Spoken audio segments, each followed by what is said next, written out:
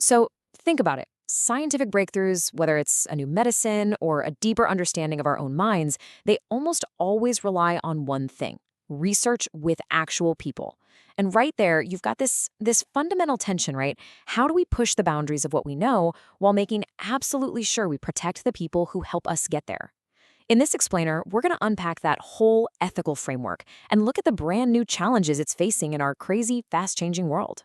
I mean, it sounds like a simple question, but the answer couldn't be more important. When you or someone you know volunteers for a study, who's looking out for them? Who's in their corner in the sometimes really complex world of scientific research? And the stakes here are, well, they're incredibly high. Our source material really drills down on this, and it all boils down to a few core ideas: respect, protection, and just plain old honesty. This isn't just about ticking boxes and following rules. It's about something way more fundamental: the trust between science and all of us. And that's a trust that, if you break it, is so hard to get back. Okay, so to answer that big question, who's protecting people? A formal system was put in place.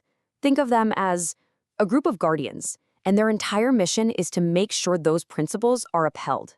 So what are they called? Well, they're known as Research Ethics Committees, or RECs. You'll also hear the term Institutional Review Boards, or IRBs. Same thing. You can really think of them as the conscience of the research world. It's this independent group of experts, but also regular community members, who review a study before it can even start. Their whole job is to be the voice for the participant, making sure their rights and their well-being are front and center in every single decision. And their process is really methodical. A researcher gets a new idea, right? They write it all up and submit it to this committee. The committee then acts like this super important checkpoint. They scrutinize everything, looking for potential risks, making sure it's fair, and, this is absolutely key, they check how participants are going to be asked for their consent.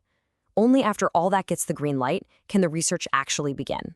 So we've got these guardians, and they have this review process. But what's the most powerful tool they have? Well, it's a concept that I guarantee you've heard of, but its true meaning, that gets misunderstood all the time. We're talking about informed consent. And that first word, informed, is everything. Seriously, it's not nearly enough to just get someone to sign a piece of paper.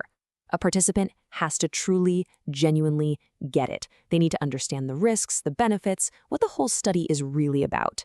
It's all about empowering them to make the right call for themselves, not just for the research. But let's be real. How often is that consent really informed? Just look at this comparison. On the left, you've got this wall of technical jargon. On the right, simple, clear language. Our sources make it super clear that one of the biggest ethical hurdles is just making sure these forms are, readable.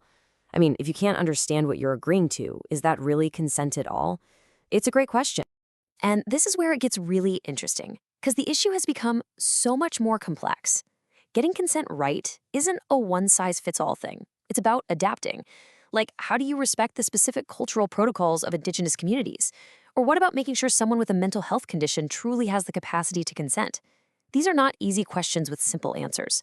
It just goes to show you that ethics is always evolving, always trying to keep up with the real, messy nuances of human experience.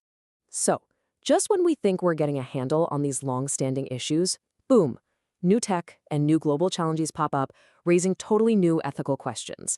And believe me, this is where it gets really fascinating. Let's talk about one of the biggest new frontiers, AI, artificial intelligence. As it weaves its way into everything from healthcare to research, it's throwing some brand new curveballs at our ethical guardians. These are dilemmas we're honestly just starting to wrap our heads around. Think about it. How do you check an algorithm for hidden biases that could hurt certain groups of people? How can a researcher be transparent about a decision made by some black box AI that even they don't fully understand? Who gets the credit when an AI contributes? The sources we looked at show that these ethics committees are basically scrambling to get up to speed, to develop the know-how and the rules to handle this whole new wave of research, a wave that is completely changing the game. But the challenges aren't just about tech, they're also global. See, a lot of research today is a partnership between wealthy countries and lower-income countries, and that can create some serious ethical fault lines. And that can lead to a practice that our sources call ethics dumping. And it's just as bad as it sounds. It's this shocking idea of doing a study in a country with weaker regulations specifically because that study would never, ever be approved back home. It's a total failure of responsible science, kind of a modern version of colonialism in research, and it's something these committees are fighting hard against. It's a huge reminder that ethical rules have to be universal. They can't just change based on where you are on a map. And then you've got crises. What happens then? I mean, we all just lived through it with the COVID-19 pandemic. The whole world was desperate for answers, vaccines, treatments, anything. And that put incredible pressure on researchers and ethics committees to move fast, faster than ever before. But how do you balance that desperate need for speed with the absolute non-negotiable duty to protect people, especially when they're scared and vulnerable? So you take all these challenges, AI, global inequities, pandemics, and they all point to one really powerful idea. Thinking about ethics and research isn't a one-and-done thing. It's not a box you check off a list. It's really a journey, not a final destination. Yeah, it's not just a hurdle to clear before a study starts. Ethics has to be a conversation that never stops.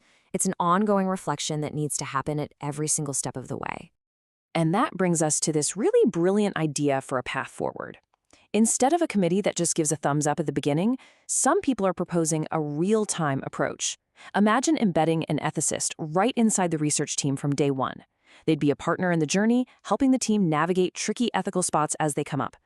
This way, ethics isn't an afterthought, it's baked right into the process of discovery. Which really leaves us with this one big thought to chew on. Science is never going to stop. Our tech is only going to get faster, more powerful, more amazing. So the ultimate question for all of us is this: how do we make sure our ethical framework is just as dynamic, just as innovative? How do we make sure our conscience always keeps pace with our curiosity?